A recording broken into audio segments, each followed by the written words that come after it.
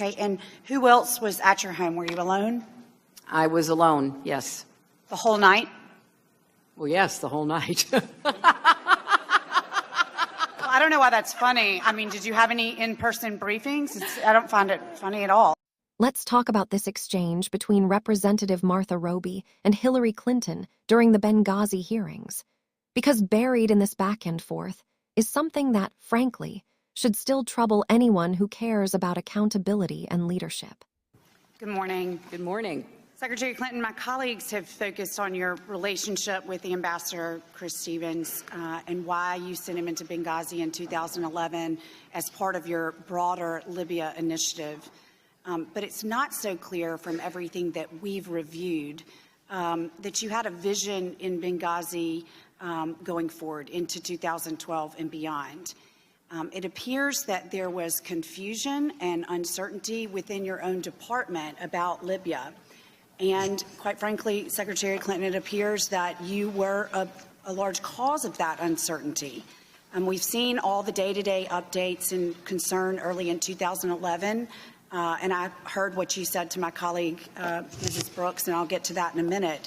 But showing that Libya, and for that matter, Benghazi, belonged to you in 2011. It was yours, so to speak. And from your own records, that we saw a drop in your interest in Libya and Benghazi in 2012. Not only do the records show your drop in interest in Benghazi, it was even noticed by your own staff. I want to point this out to you. I say this because I want to point you to an email in early February 2012 between two staffers at your Libya desk that says you didn't know whether we still even had a presence in Benghazi. Let's not use my words. Let's use theirs. This can be found at tab 31. The email says, and it's dated February 9, 2012, one writes to the other about an encounter that she had with you. Quote, also, the secretary asked last week if we still have a presence in Benghazi. I think she would be upset to hear yes, we do, but because we don't have enough security, they are on lockdown, end quote. And I say that this is very troubling to me because it raises several issues that I'd like to ask you about. I'm struck by the first part, quote, the secretary asked last week if we still have a presence in Benghazi. Now, you pointed out to Mrs. Brooks in her last line of questioning, based upon the email stacks here, that you engaged in a lot of conversations and briefings. So I'm assuming that this conversation with this member of your staff took place in one of those briefings, but then she sent this email asking about this. So how can this be that two of your staffers are emailing about whether or not you even knew that we had a presence in Benghazi in 2012 with all your interest in Libya in 2011, including your trip in October of 2011, and that months later we come to find out that you didn't even know if we had a presence there? Well, I can't comment on what has been reported. Of course, I knew we had a presence in Benghazi. I knew that we were evaluating what that presence should be, how long it should continue, and I knew exactly what we were doing in Libya. And I think it's important, since you have some very legitimate questions about what we were doing. You know, the United States played a major role in the first election that the Libyan people had in 51 years. It was a successful election by every count, and they voted for moderates. They voted for the kind of people they wanted to govern them. We had a very successful effort that the United States supported, getting rid of Gaddafi's remaining chemical weapons, which we led and supported the United Nations and others in being able to do. We were combating the proliferation of weapons. That's one of the reasons why there was a CIA presence in Benghazi, because we were trying to figure out how to get those weapons out of the wrong hands and get them collected in a way and destroyed. And in fact, we began reducing those heavy weapon stocks. We were, working on providing transition assistance to the Libyans. I met with the Libyans. I telephoned with the Libyans. I saw the Libyans all during this period. And it was hard because a lot of them knew what they wanted, but they didn't know how to get from where they were to that goal. And we did an enormous amount of work. My two deputies, Tom Nides and Bill Burns, went to Libya. Other officials in the State Department went to Libya. So there was a constant, continuing effort that I led to try to see what we could do to help. Now, one of the problems we faced is that the Libyans did not really feel that they could welcome a peacekeeping mission. They couldn't welcome foreign troops to their soil. That made it really difficult. And it didn't have to be American troops. It could have been troops from anywhere in the world under a UN mandate that might have helped them begin to secure their country. Secretary Clinton, if I may, I hear what you're saying, but this email says something very, very different. I can't speak to that. I can just tell you what I was doing, and I was doing a lot. Sure, but this was your staff, and it has to make me wonder if they had this conversation with you, why they would make it up. But I want to move on. This email, makes me wonder about the vision for Benghazi, because they're asking they're saying that you asked if we still had a presence, but if we look at the second part of the email, quote, and I think she would be upset to hear, yes, we do. Congresswoman, I'm sorry. I have no recollection of or no knowledge of. Please turn to tab 31, because it's right there. I trust that you have read it, but I also tell you that we had a presence in Benghazi. We had members of the administration and Congress visiting Benghazi. So, of course, I knew we had a presence in Benghazi. I can't speak to what someone either heard or misheard. But I think what's important, and I understand the underlying point of your question, is what were we doing about Libya after Gaddafi fell? And that's what I'm trying to explain to you about what we were doing. I want to get to the second part of the email that suggests that we were in lockdown, that you would have been upset to know, yes, heard the first part of your answer, but that we were in lockdown. And you've said on numerous occasions, including in your opening statement, in point number 1, America must lead and we must represent in dangerous places. Quote, they can't do their jobs for us in bunkers. And essentially, what we know is that there weren't the required number of security on the ground in order for the individual to even move about the country to provide you with what you have reiterated on numerous occasions as being very important at that time, which is political reporting. Well, could you tell me who are the names on this email that you're talking about? Sure, I can turn to tab 31. You have a book in front of you. It is Alice Abdallah and I'm going to pronounce it wrong, Evgenia Sadareas. Is that correct? They were not on my staff. I'm not in any way contradicting what they think they heard or what they heard somebody say. But the people that I Can you tell me who they were if they were not on your staff? They were not on my. They were in the State Department along with thousands of other people. They were not part of the Secretary's staff. But I get what you're saying, Congresswoman, and I want to focus on this. I think it's a fair and important question. The facility in Benghazi was a temporary facility. There had been no decision made as to whether or not it would be permanent. It was not even a consulate. Our embassy was in Tripoli. Obviously, much of the work that we were doing was going through the embassy. There was a very vigorous discussion on the part of people who were responsible for making a recommendation about Benghazi as to what form of consulate, what form of facility it should be. Chris Stevens believed that it should be a formal consulate. But that was something that had to be worked out, and there had not yet been a decision at the time that the attack took place.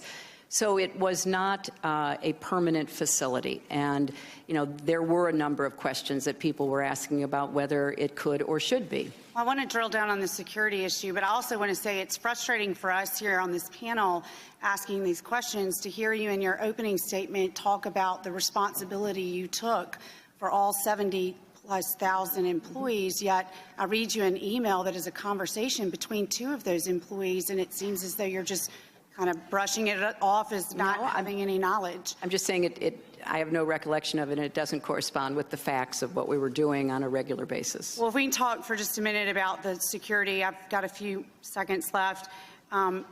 In 2011, during the revolution, then envoy Stevens had 10 agents with him on the ground in Benghazi. And then we know in 2012, where the security situation had deteriorated even further, there were only 3 agents assigned to Benghazi. Again, can't even move anybody off of the facility to do the necessary political reporting. And my question is, why did you not acknowledge, because of your interest in 2011, the importance of having those security officers there to do what was so important to you, which was the political reporting? Then in 2011, 10, and when an ambassador was there, 3, and he brought 2 of his own the night of the attack, which would meet the requisite 5, but there was really only 3 there at any given time. So if you could address that. Again, I'm running a little short on time. Well, he did have 5 with him on September 11th, and he brought 2, right? He brought 2 with him. There were 3 there, and there were supposed to be 5 there. But the point was they were personal security, so they were there to secure him. So yes, he did bring 2, and when he got there, he had 5. Can you address the day before, on September 10th, he went into Benghazi. He went to a luncheon with leading civic leaders, business leaders in Benghazi. So he felt very comfortable. It was his decision. Ambassadors do not have to seek permission from the State Department to travel around the country that they are assigned to. He decided to go to Benghazi by taking 2 security officers with him and having 3 there. He had the requisite 5 that had been the subject of discussion between the embassy and the State Department security professionals. I'm not going to in any way suggest that he or the embassy got everything they requested. We know that they didn't, from the Accountability Review Board, from investigations that were done by the Congress.